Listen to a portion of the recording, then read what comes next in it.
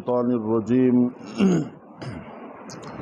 بسم اللہ الرحمن الرحیم یا ایہا الذین آمنوا کتب علیکم الصیام کما کتب علی الذین من قبلکم لعلکم تتقون۔ اے ایمان والو، تم پر روزے فرض کر دیے گئے ہیں جیسا کہ تم سے پہلے لوگوں پر فرض کیے گئے تھے۔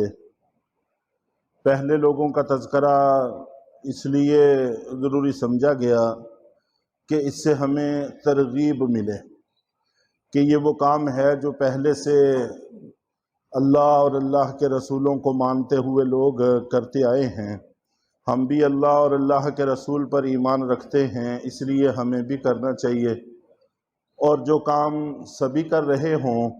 وہ مشقت کا بھی ہو تو اس کو کرنا آسان ہو جاتا ہے، اور مشقت کا کام تنہا آدمی کر رہا ہو اس میں انسان کو زیادہ مشقت محسوس ہوتی ہے۔ سبھی لوگ اس کام میں شریک ہوں تو وہ آسان لگنے لگ جاتا ہے۔ تو اس لیے ایک قسم کی یہ ترغیب ہے کہ پہلے بھی لوگ سارے کرتے آئے ہیں، اس لیے تمہیں بھی یہ روزے رکھنے چاہیے، لعلکم تتقون، تاکہ تمہارے اندر تقوی پیدا ہو جائے۔ اور روزے کے ذریعے سے تقوی پیدا ہونے کی دو صورتیں بیان کی گئی ہیں۔ ایک تو یہ کہ نفس کو روکنے کا نام تقوی ہے، اور روزے کے اندر بھی انسان کچھ جائز کاموں سے رک جاتا ہے، کھانا پینا وغیرہ۔ چنانچہ جو چیزیں جائز ہیں ان سے انسان کو رکنے کا حکم دیا،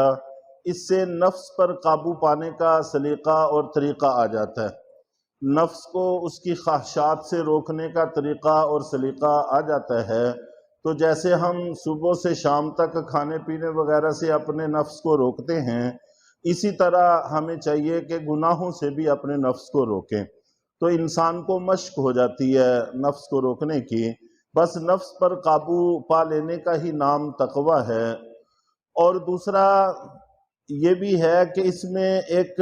نفسیاتی انسان کو تاثر ہے کہ ایسی چیزیں جو سراسر حلال ہیں، پاک ہیں، طیب ہیں، اور عام حالات میں ان کا استعمال جائز ہے، لیکن صرف روزے کی وجہ سے ہم ان سے رک جاتے ہیں، اور وہ چیزیں جو گناہ ہیں، اللہ اور اللہ کے رسول کی ناراضگی کا سبب ہیں، ہر وقت اور ہمیشہ کے لیے منع ہیں، تو ان سے تو رکنا بدرجہ اولا ضروری ہوتا ہے۔ جب ہم اللہ کا حکم سمجھ کر جائز چیزوں سے رک جاتے ہیں تو پھر اللہ ہی کا حکم سمجھ کر ناجائز چیزوں سے بھی ہمیں رکنا چاہیے۔ تو یہ نفسیاتی ایک تاثر انسان کے دل میں پیدا ہوتا ہے، اور جس دن انسان اس کو قبول کر لیتا ہے بس اسی دن سے وہ متقی اور پرہیزگار بن جاتا ہے۔ تو انسان کے اندر روزے کے ذریعے سے تقوی آتا ہے۔ ایام معدودات، یہ چند گنتی ہی کے تو دن ہیں، 29 یا 30، اس سے زیادہ بھی نہیں ہوتے، 29 سے کم نہیں ہوتے، اور 30 سے زیادہ نہیں ہوتے۔ تو یہ چند گنتی کے دن ہیں، چنانچہ روزہ رکھنا چاہیے، اور کوئی بھی مصروفیت ایسی نہیں اختیار کرنی چاہیے حد الوسع کہ جس کی وجہ سے ہمیں روزہ چھوڑنا پڑے۔ لیکن پھر بھی فَمَنْ كَانَ مِنْكُمْ مَرِيضًا أَوْ عَلَى سَفَرٍ فَعِدَّةٌ مِّنْ أَيَّامٍ أُخَرَ، پھر بھی تم میں سے اگر کوئی شخص بیمار ہو جائے یا سفر پر جانا پڑ جائے تو وہ دوسرے دنوں میں اپنے روزوں کی گنتی پوری کر لے۔ اور اس کے اندر یہ بھی ہے کہ اگر بیمار ہو اور خدا نخواستہ اسی بیماری کے اندر انتقال ہو جائے تو ان روزوں کے بارے میں کوئی سوال نہیں ہے، کوئی پوچھ گچھ نہیں ہے۔ پوچھ گچھ تب ہے اگر اللہ کی طرف سے شفا مل جائے اور ان روزوں کے رکھنے کی قدرت نصیب ہو جائے، پھر بھی نہ رکھے تو پھر پوچھ گچھ ہوگی۔ اگر خدا نخواستہ اسی بیماری میں انتقال ہو گیا اور فرصت رکھنے کی نہ مل سکی تو پھر ان روزوں کے بارے میں کوئی سوال نہیں ہے۔ اور اسی طرح اگر خدا نخواستہ اسی سفر پر یا اس سے واپس آتے ہی فرصت نہیں ملی اور انتقال ہو گیا تو ان روزوں کے حوالے سے بھی کوئی پوچھ گچھ نہیں ہے، واپس آ گیا، اطمینان نصیب ہو گیا۔ اب جتنے دنوں کی اس کو مہلت ملی ہے اتنے دنوں کے روزوں کا اس سے سوال ہوگا۔ تو اگر بیمار ہو جائے یا سفر پر ہو تو اس کو چاہیے کہ دوسرے دنوں میں اپنی گنتی پوری کر لے،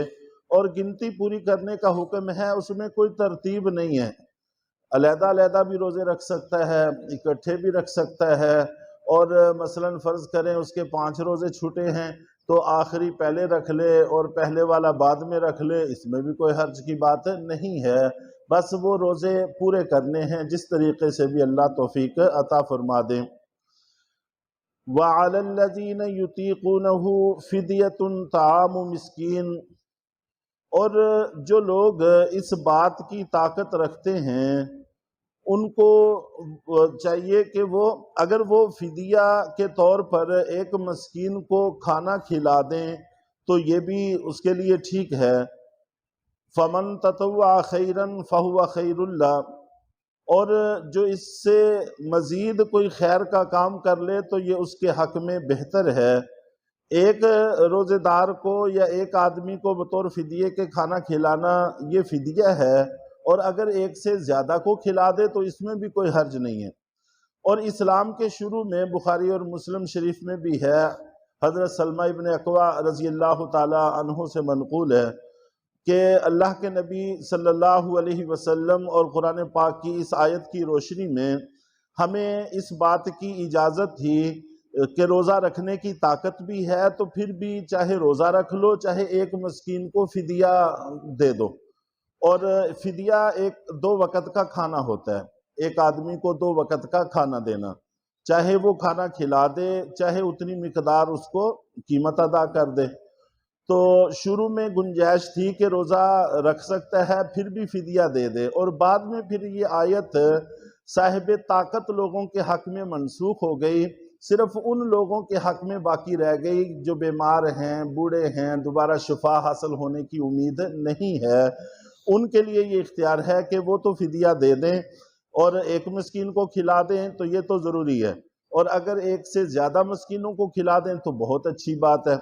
اس میں عام طور پر ایک غلط فہمی پیدا ہو جاتی ہے، وہ یہ ہے کہ اکثر ہمارے ہاں لفظ چلتا ہے کہ ہم اپنے فلاں کو روزے رکھوا رہے ہیں، ہم اپنے روزے فلاں کو رکھوا رہے ہیں۔ یہ 2 وقت کا کھانا کھلانا یہ اپنا روزہ کسی کو رکھوانا نہیں ہوتا، روزہ ہر آدمی اپنا خود ہی رکھتا ہے، صرف ہم اس کو صبح اور شام کا کھانا دیتے ہیں، یہ کھانا ہمارے روزے کی جگہ کافی ہو جاتا ہے۔ وہ روزہ اپنا رکھتا ہے، ہمارا روزہ نہیں رکھتا۔ اگر وہ ہمارا روزہ رکھتا ہے تو پھر اس کا اپنا روزہ کون رکھتا ہے؟ ظاہر ہے جیسے ہمارے ذمہ روزہ فرض ہے اس کے ذمہ بھی ویسے ہی فرض ہے، اس لیے وہ آدمی روزہ اپنا رکھتا ہے اور ہم اس کو 2 وقت کا کھانا دیتے ہیں۔ یہ جو کھانا کھلانا ہے یہ کھانا ہی بنفسی ہی ہمارے روزے کی جگہ ہو جاتا ہے، اور اللہ تعالیٰ اس کو قبول فرما کر ہمیں روزے کا ثواب عطا فرما دیتے ہیں۔ وَأَن تَصُومُوا خَيْرٌ لَكُمْ إِن كُنتُمْ تَعْلَمُونَ، اور اگر تم کو سمجھ ہو تو روزہ رکھنا تمہارے حق میں پھر بھی بہتر ہے، سفر کی حالت میں یا بیماری ایسی ہو جس میں تحمل ہو روزہ رکھنے کا تو پھر روزہ رکھ لینا یہ بہتر ہے، اور چھوڑنے کی بھی اگرچہ اجازت ہے۔ اللہ تعالی ہم سب کو قرآن پاک پر عمل کی توفیق عطا فرمائے۔